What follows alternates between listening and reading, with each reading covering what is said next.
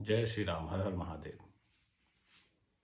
आज बिहार विधानसभा चुनाव का प्रथम चरण का मतदान है, जिसमें 123 सीटों पर मतदान होनी है और प्रथम चरण निर्णय करता है कि सरकार किसकी बनेगी, आप किस प्रकार का सरकार चाहिए। तो आज सुबह उठिए,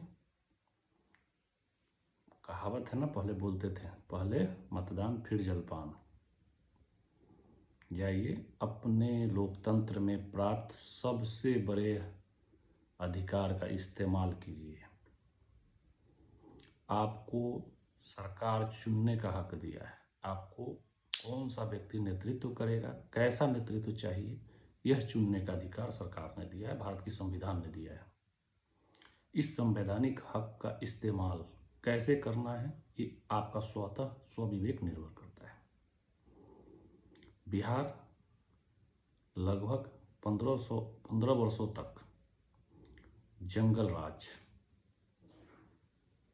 झेला है। ऐसा नहीं था जब भी, उससे पहले बिहार नहीं झेला था। कांग्रेस के शासन को झेलना ही अपने आप में एक जंगल राज है, ये आप जानते हैं। दूसरा,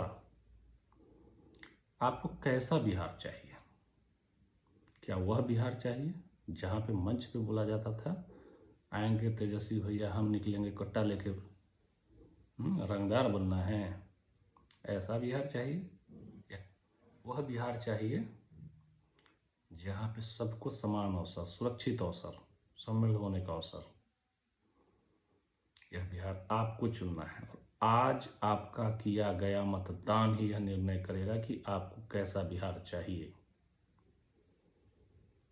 तमाम चुनाव में लगे हुए चुनाव कर्मियों को भी अनेक अनेक शुभकामनाएं, क्योंकि कुछ अलग अलग जगहों पे बहुत जगह विषम परिस्थितियां भी हैं, यातायात से लेकर बहुत चीज़ें हैं, क्योंकि बाढ़ वाला भी कुछ क्षेत्र है। तो आपके प्रयास को, आपके अथक परिश्रम को हम प्रणाम करते हैं। उम्मीद करते हैं कि आपका यह चुनाव अभियान सफल हो। जनता आपके परिश्रम के बाद एक भारी से भारी मात्रा में जब चुनाव देने जाती है, वहाँ पर मतदान करने जाती है, तो हम समझते हैं कि आपका अथक परिश्रम सफल हुआ। अब बिहार के लोगों के लिए जब आप मतदान देने जाएं तो कुछ बिंदु का जरूर ध्यान रखें। पहला, क्या वह व्यक्ति आपको बेहतर भविष्य दे सकता है जिसके माता पिता खुद मुख्यमंत्री थे, फिर भी वह पढ़ नहीं पाया? क्रिकेट खेलने गया, वहाँ भी नहीं खेल पाया। पढ़ाई करने गया, वहाँ भी नहीं पढ़ाई कर पाया। राजनीति करने आया, क्या कर रहा है वो आपको पता है। समाज को तोड़कर राजनीति कभी नहीं होती है, और राजनीति का कभी वह मकसद रहा है। राजनीति का मकसद समाज को जोड़ना रहा है, समाज की सेवा करना रहा है।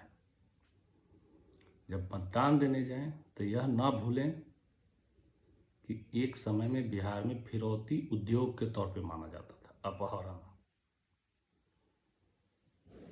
बलात्कार, हत्या, रंगदारी, लूटपाट, उन दिनों का ना भूलिएगा। और मैं बार बार यह याद दिलाऊंगा, क्योंकि हम लोगों ने क्या क्या किन परिस्थितियों से लड़कर बिहार को उस जंगल राज से मुक्ति दिलाई है, तो हमारी भावी पीढ़ी उस गलती को दोबारा न दोहराए। क्योंकि इस पीढ़ी को फिर से वही जंगल राज में जाना, फिर से वही गड्ढे की भराई करना और हम बाकी राज्यों से पिछड़ जाएं, वो चीज़ें नहीं होनी चाहिए। बड़ी मुश्किल से बिहार एक सुदृढ़ रास्ते पे चल पड़ा है। आप जाइए, देखिए, आपको नहीं दिख रहा है, पता कीजिए पहले क्या था, आज क्या है। अपने परिजनों से पूछिए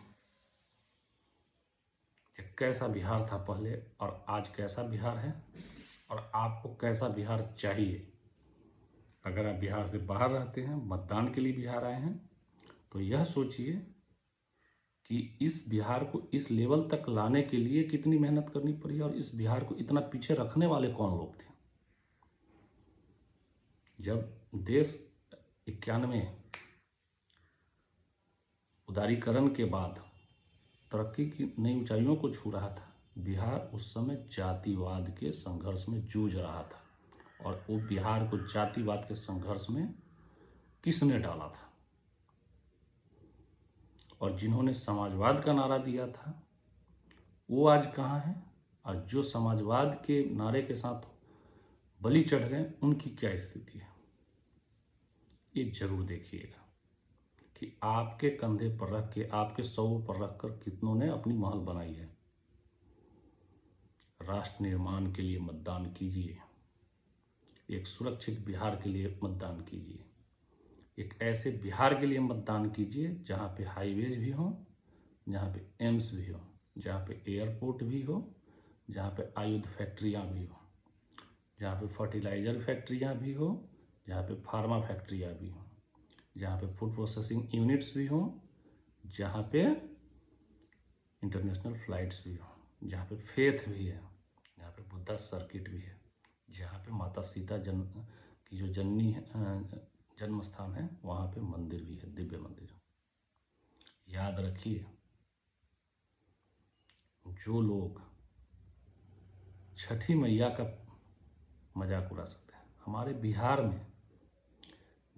में रह के बिहार के सबसे पावन पर्व छठ महापर्व का मजाक उड़ा सकते हैं, वो आपके अस्तित्व पर कैसा मजाक उड़ाते होंगे। तो आप अपने स्वाभिमान की खातिर, अपने अस्तित्व की खातिर और अपने बिहारी प्राइड की खातिर जाइए और ऐसे लोगों को सत्ता से इतना दूर कर दीजिए, इतना दूर कर दीजिए कि वो अपना असली चरित्र फिर से जनता के सामने है। हमें पता है कि चुनाव के उपरांत ये फिर बिहारियों को गाली देते नजर आएंगे, क्योंकि ये इनका चरित्र है बिहारी से घिरना। और कल जो उन्होंने एक प्रेस कॉन्फ्रेंस करी उसमें दिख रहा है कि बिहार की जनता ने उनको पूरी तरह नकार दिया है। तो आज बस इतना ही बोलूँगा, एक सुरक्षित बिहार के लिए मतदान कीजिए। अपने बच्चों को, अगर आप प्लान करके बिहार छोड़ के गए थे तो यह इंश्योर कीजिए कि आपके बच्चों को बिहार छोड़ के जाना ना पड़े, आपके बच्चे बिहार में अपॉर्चुनिटी ढूंढे, इसलिए मतदान कीजिए। जय श्री राम, हर हर महादेव।